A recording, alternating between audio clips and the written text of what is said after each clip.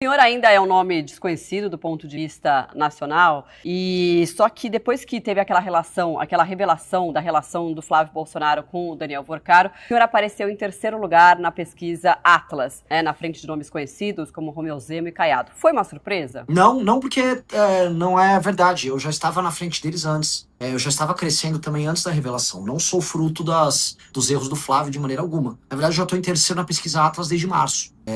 E aí eu já tinha ultrapassado eles antes. Eu estou numa curva de subida anterior a esse processo. Tanto que eu estaria atingindo esses números com ou sem o Flávio. Eu já esperava, né? Minha meta era chegar a coisa de 10 a 12% até as vésperas da eleição, lá para agosto, e eu vou alcançar essa meta. O senhor, de qualquer jeito, com essa revelação, né, por mais que o senhor já está citando aí a questão da Atlas, que o nome já vinha à frente, essa revelação, de alguma forma, abre mais espaço para outro nome da direita crescer, enfim, e se viabilizar para um segundo turno? Abre, no caso, mais para mim, porque os demais pré-candidatos de direita, o Zema e o Caiado, eles se colocam como auxiliares do Flávio. Eles se reuniram, inclusive, recentemente com o Flávio, gravam um vídeo de parceiro, de vice com o Flávio. Então fica aquela coisa esquisita em que o Zema diz que é imperdoável o que o Flávio fez, mas ele topa ser vice de um cara. É perdoável, não é imperdoável, né? Então eu acho uma situação muito complicada. Tanto o Zema quanto o Caiado, eles tentaram construir a reputação deles como líderes políticos como auxiliares do bolsonarismo, nunca fizeram crítica aos Bolsonaro. E aí isso está cobrando um preço agora, eles não conseguem se estabelecer como lideranças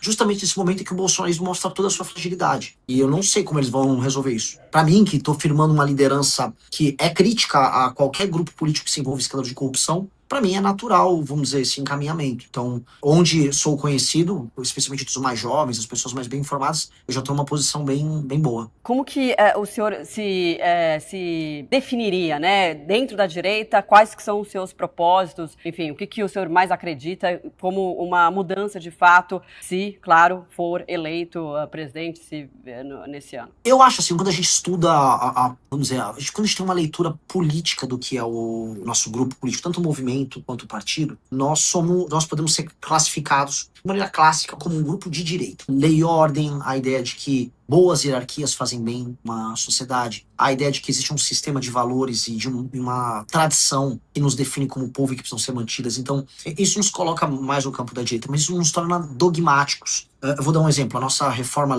das cidades brasileiras, do Estado brasileiro, que é a Lei de Responsabilidade Gerencial, ela encontra eco, vamos dizer, na administração do Japão e na administração de algumas províncias na própria China. Ou seja, não importa se isso é mais à direita ou mais à esquerda, boa parte das políticas que a gente adota, elas são adotadas em nações que têm um perfil mais à direita, outras que vão ter um perfil mais à esquerda. Quando a gente olha, por exemplo, políticas educacionais, eu vou encontrar bons exemplos na Finlândia, eu vou encontrar bons exemplos em Singapura, eu vou encontrar bons exemplos na China. Não ser dogmático é importante, porque a gente tem bons exemplos de várias correntes de pensamento ao redor do mundo. A gente quer pegar o que funciona e colocar no Brasil. O senhor também, né, se coloca como nome antissistema, lembrando que o ex-presidente Bolsonaro também fez isso quando venceu em 2018. Qual que será a diferença para o eleitor? Como é que o senhor vai fazer esse distanciamento? Eu não sou antissistema, eu nunca falei isso.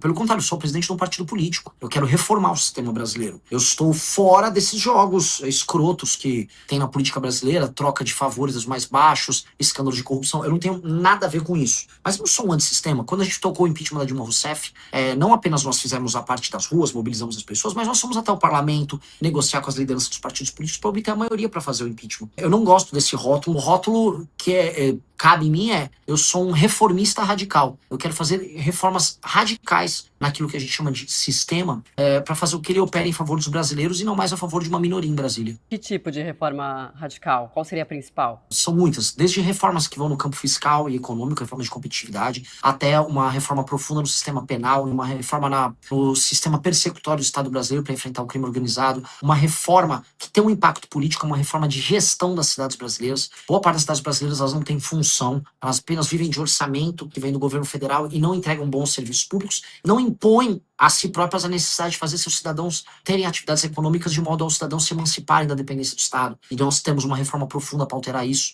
Esses são 3 exemplos que eu coloco aqui de reformas que alterariam toda a dinâmica política, econômica e social do Brasil. E isso não é uma coisa de uma pessoa de sistema, muito pelo contrário, é uma pessoa que estuda muito aquilo que a gente chama de sistema e que quer alterar ele e quer alterar a forma como ele funciona. Por que o senhor acha que veio esse rótulo que o senhor disse que não gosta? Porque é um rótulo, não digo que é um seu, acho que você é uma jornalista séria, mas muita muita gente na internet é preguiçosa em fazer pesquisa. E aí acha, ele é um cara antissistema, porque eu sou de um movimento político, ou não sou do partido do Kassab. Eu acho que só tem preguiça nisso, de parte da imprensa ou parte da análise política. O Renan é antissistema.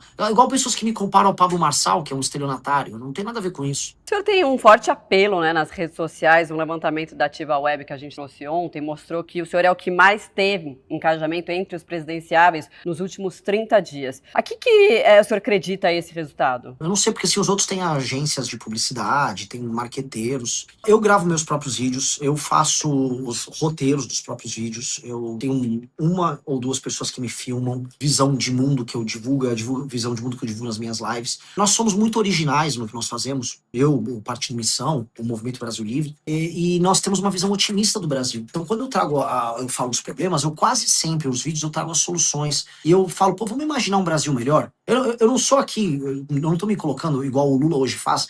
Pelo menos eu não sou um Bolsonaro. Ou igual o Flávio faz, que eu não sou o Lula. Olha, eu sou horrível, tá? Mas, pelo menos eu não sou Lula. Eu falo, não, tem um Brasil maravilhoso pra gente construir. Nós somos potencialmente uma das 5 maiores nações do mundo. Dá pro Brasil se tornar uma dessas 5 maiores nações do mundo. Dá pra gente desfavelizar o Brasil. Dá pra gente ter investimento em infraestrutura. Dá pro Brasil ser economicamente um país complexo em muitos termos. E não só um exportador de commodities. Dá pra gente destruir o crime organizado. Dá pra gente fazer todas essas coisas. E quando você traz essa visão otimista, aí você traz as pessoas pra um caminho que não é os caminhos só da treta por si só, mas um caminho otimista e, vamos dizer, construtivo, imaginativo. E eu acho que isso é muito sedutor, no melhor sentido do termo. É muito sedutor você pensar que, em vez de eu ficar brigando aqui, tem um louco, um tal de Renan, falando de propostas sérias, ambiciosas e possíveis para o meu país. E aí você começa a conquistar, inclusive, as pessoas e os lugares do Brasil que estão mais céticos. No Nordeste foi isso, sabe? Ir para os lugares que não tem menos atividade econômica, que tem uma pobreza geral, falar, cara, dá para o Maranhão ser um baita estado. Imagina você falar isso pro Maranhão. O Maranhão hoje é o oposto do baita estado. O Maranhão hoje é o pior estado para se viver no Brasil. É horrível hoje morar no Maranhão. E você falar, não, tem muita potencialidade, mas tudo isso está sendo travado pelas escolhas políticas de uma elite local horrorosa que vocês têm. E ao trazer esse tipo de diálogo, você começa a construir algo. Então é uma pré-campanha muito construtiva, assim, e ambiciosa nesse sentido. E a gente conseguiu refletir isso nos nossos conteúdos.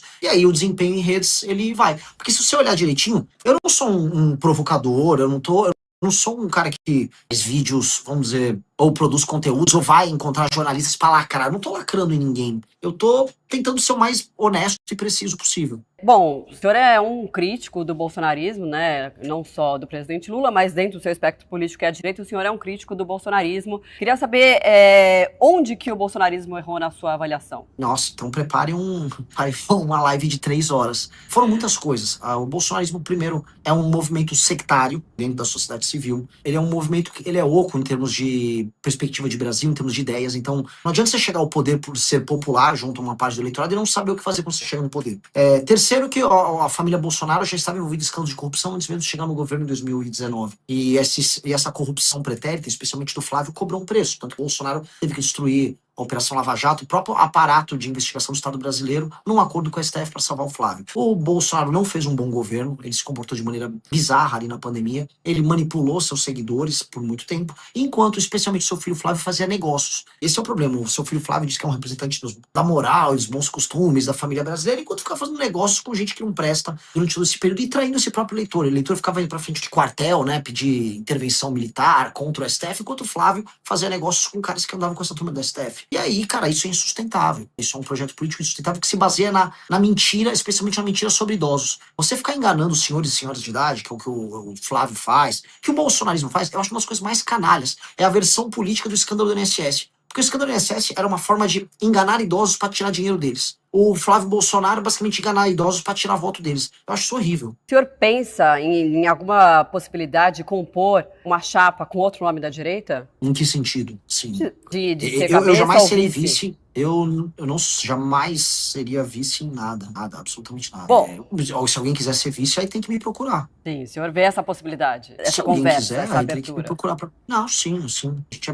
E não só eu, como o Kim, as lideranças do nosso grupo, a gente sempre foi bom de papo, bom de conversa para abrir um projeto legal. Eu tinha feito uma vez uma provocação na Jovem Pan. Falei pro Caiado e o Zema, vamos sair dessa velharia de bolsonarismo. Por mais que o Caiado seja uma pessoa de idade, ele é mais, vamos dizer, mais novo de cabeça do que os Bolsonaro. Vamos fazer uma coisa nova, não vamos ter medo de ousar. Mas o problema é que os atuais nomes eles têm um receio em ousar. Eles, inclusive, evitam me citar, né? Então fica. Tudo as pessoas ficavam falando em terceira via, sempre era os governadores. Até que eu ultrapassei eles. E aí, meio inevitável falar sobre mim, mas eles evitam falar até agora. O que não faz muita diferença pra mim, pra ser sincero. Mas lógico que eu gostaria de conversar. Eu acho que todos eles têm alguma coisa a agregar. E no projeto que a gente tem pro Brasil, a gente vai precisar fazer uma coalizão com todo o Brasil que trabalha e produz. E isso incluiria políticos que, a despeito de algumas discordâncias pontuais que eu posso ter aqui e ali, eles agregariam demais. O Caiado foi um bom governador em Goiás. Efetivamente, o Leite foi um bom governador no Rio Grande do Sul. O Zema tem alguns pontos positivos para trazer do governo de Minas Gerais. Então, sim, a gente toparia sentar e conversar e compor um projeto comum de Brasil. Mas, naturalmente, o projeto é o nosso. Até porque, vou dar um exemplo. Eu tô aqui com o livro Amarelo, né? Que é o programa nosso. A gente publicou 6 livros com estudos e projetos para o Brasil. A gente estudou muito para chegar até aqui. E tá propondo muita coisa. E, infelizmente, eu não vejo das demais pré-candidaturas nada nesse sentido. E como eles não têm, então, bom, plano nós temos, as pessoas já estão reconhecendo, eu estou ultrapassando eles mesmo tendo muito menos recurso no nosso partido político. Então seria natural eles aderirem a um projeto mais sólido que tem. Muito bem, a gente conversou com o Renan Santos, pré-candidato à presidência pelo Partido Missão, também presidente do partido. Muito obrigada e até uma próxima. Boa noite. Muito obrigado. Boa noite.